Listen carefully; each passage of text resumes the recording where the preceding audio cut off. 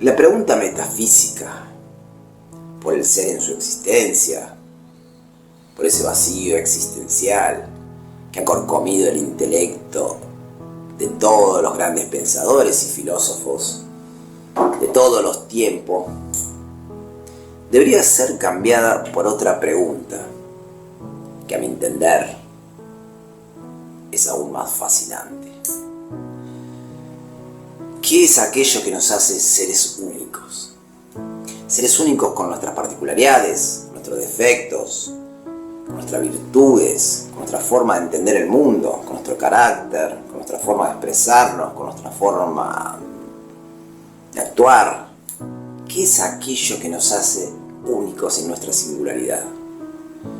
Bueno, el espíritu parece ser aquel fenómeno que se manifiesta en el sujeto-objeto como fuerza del ser mismo. Pero ¿cómo se manifiesta? Se manifiesta a través de la voluntad. La voluntad es el otro concepto que se antepone a todo lo que es el ser mismo. O sea, por la voluntad somos humanos y por la voluntad tenemos ese espíritu que nos conecta directamente con nuestro ser. Son esos dos conceptos a desarrollar. La ontología parte a partir del ser, desde el no ser. Pero cuando se es, ¿por qué se es distinto? Salir de esa generalidad, de esos fenómenos, de esos conceptos que hacen al ser humano en su universalidad y buscar la singularidad de todo humano. Bueno, ahí donde radica todo esto es en el espíritu, ¿sí? El espíritu que hace seres autoconscientes con nuestras particularidades. Y la voluntad es aquella fuerza de acción, que acciona, de cambio, que hace generar movimientos de todo tipo, no solo en el humano, sino en la naturaleza. Y es aquella que hace que el espíritu se manifieste en nuestro sentir y en nuestro pensar. De esta manera, el espíritu tiene dos fuentes. Una es la esencia misma del ser humano y la otra es que nos impregna una etiqueta de singularidad. Bueno, eso sería el espíritu y la voluntad, y es lo que desarrollaré a continuación. Cabe aclarar que me desligo totalmente de la palabra alma con respecto al espíritu, porque el alma tiene una connotación más religiosa y en este ensayo le escapo a eso. Y aclaro que el espíritu no es aquel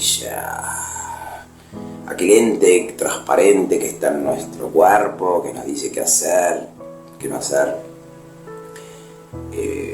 Nada, es un movimiento que lo desarrollaré a continuación. Bueno, espero que les guste y como siempre, un placer, que estén bien. El espíritu humano parece no poseer existencia por motus propios, sino que esta es la manifestación de la voluntad de ser. Quizás una voluntad de la cual no podemos percatarnos, o por lo menos en primera instancia.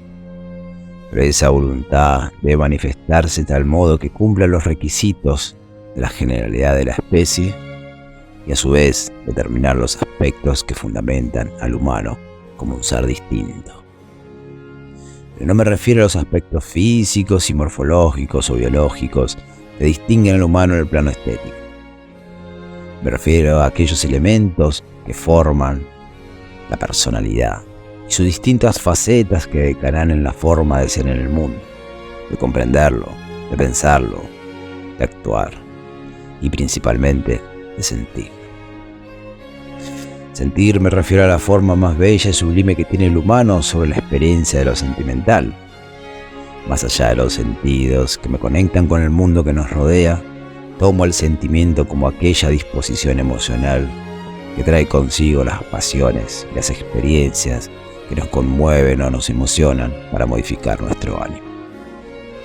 A eso que contempla al humano como un ser consciente de sus particularidades y su forma de sentir, es lo que llama espíritu. No está de más aclarar, el espíritu no es un fenómeno paranormal, un ente transparente que ocupa nuestro cuerpo. Tampoco es un ser conectado con Dios. Me desligo de todas aquellas maneras que tienen sus vicios de confundir al espíritu con el alma, por lo cual la palabra alma será la única vez que la utilice, para no confundir el camino hacia lo religioso. El espíritu parece ser aquella fuerza autoconsciente del ser humano o la generalidad de la especie, pero que se manifiesta en forma de sentir subjetivamente, haciéndonos seres únicos con nuestro carácter inmanente, particularidades, pasiones, vicios, virtudes, defectos y todo aquello que nos representa como individuos únicos en el mundo. Es aquella voluntad de ser que tiene su intención en ser humano, con su forma de sentir y pensar. De ahí que se lo considera el portador de la esencia misma del ser en la forma de percibir el mundo desde la profundidad del ser hacia lo exterior. El espíritu es la voluntad de sentir que llega al intelecto para desarrollar todo tipo de movimientos intelectuales que nos llevarán a pensar el mundo. Desde mi subjetividad, siento para luego pensar. De ahí se desprende que el espíritu precede al raciocinio y trasciende las redes del intelecto en favor de algo más extraordinario, que sería el ser en su sentir más profundo. Así como la espiritualidad busca la conexión directa con nuestro espíritu, sin estar contaminado por los estímulos externos a nuestro ser, que no hacen al verdadero ser, sino fuerzas mundanas o sociales que conforman al yo como sujeto-objeto social frente a nosotros, sujeto a las normas morales, culturales o cualquier fenómeno que se desprenda de lo externo de mi ser. Sujeto-objeto es la materialización presente en el mundo, mientras que el espíritu es la verdad de mi ser que emana para sentirnos humanos. Es evidente que para tratar el espíritu debo desligarme de todo aquello material, de todo método de comprobación que trate de generalizar un fenómeno materializado que no pertenezca al ser mismo, ya que si quiero volcarme en las singularidades, sería una incongruencia que caería en sus propias contradicciones. No niego de ningún modo el mundo material, sin embargo, este mundo es externo a mi ser, y yo busco determinar las fuerzas que mueven a mi ser interno, para luego ser en el terreno mundano. Pero entonces, ¿qué es aquello que hace que el espíritu se manifieste en nuestra mente como aquel fenómeno intrigante y pasional? La voluntad. Sí, la voluntad parece ser ese fenómeno inmaterial que tiene su intención en hacer, en producir un cambio de estado, en forzar, en empujar, en dar movimiento a todo aquello que pertenece al mundo, tanto de las representaciones materiales como asimismo a esos movimientos intelectuales y espirituales que se dan en nuestro ser. La voluntad del ser humano responde directamente a la esencia de la especie misma, y la esencia son los fundamentos invariables de la cosa en sí, las propiedades que caracterizan su existencia. Y en la voluntad, la esencia es la acción de cambio. Pero esta al manifestarse en el ser mismo, a través del espíritu, impregna una etiqueta de distinción que llevaremos por el resto de nuestras vidas. Podríamos inferir en primera instancia que es algo que se antepone a todo fenómeno. Es más, la voluntad es aquello que hace que el fenómeno sea. Una conciencia anticipadora que precede a todos los conceptos que devendrán en fenómenos tanto mundanos como humanos. Por lo tanto, no puede ser juzgado según los preceptos lógicos de la razón, ya que la razón llega por voluntad del intelecto, en formar conceptos, relacionar objetos, formar juicios y análisis para llegar a conjeturas coherentes con la realidad. De ahí que la razón en sus formas de entendimiento, dígase tiempo y espacio, es estéril para desmembrar las causas de la voluntad. Es que la voluntad es la causa primordial, no es efecto. Causa primera que devendrá de los innumerables efectos según hacia dónde dirija su fuerza.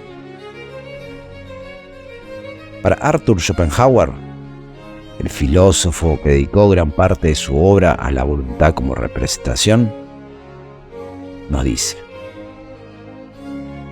en efecto, el intelecto no se entera de las decisiones de la voluntad más que a posteriori y empíricamente.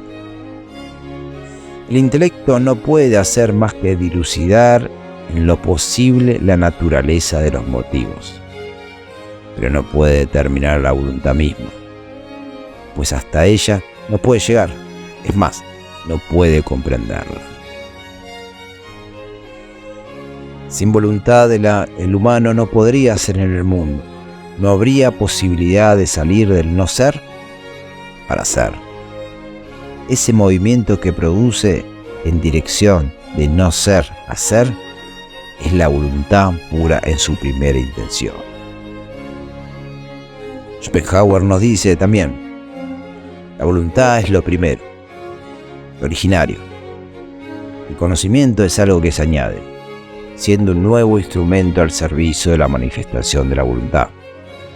Por lo tanto, cada hombre es lo que es por su voluntad, y su carácter es lo fundamental, puesto que la voluntad es la base de su ser.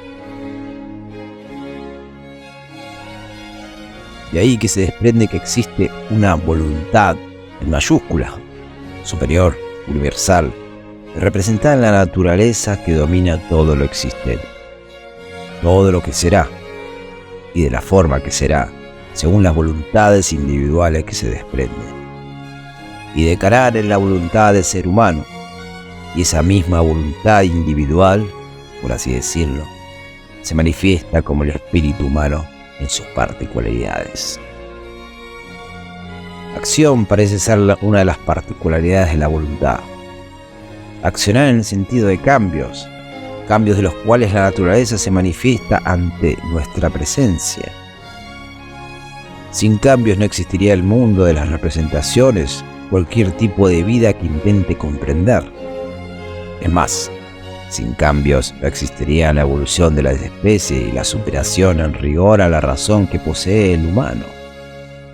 Todos estos cambios, que de alguna forma están sujetos al tiempo, son gracias a la voluntad, por la cual si hay cambios, hay variabilidad, variantes entre lo que es y lo que será.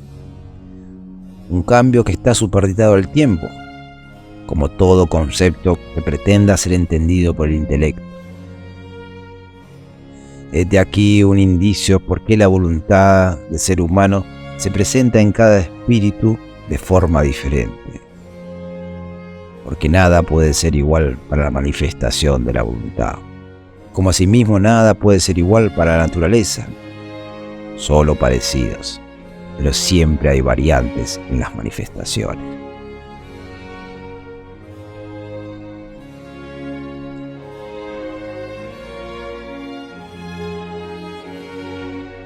Se sigue que la voluntad parece ser la mayor expresión, o si no la única que posee la libertad total, en el sentido estricto de su contenido.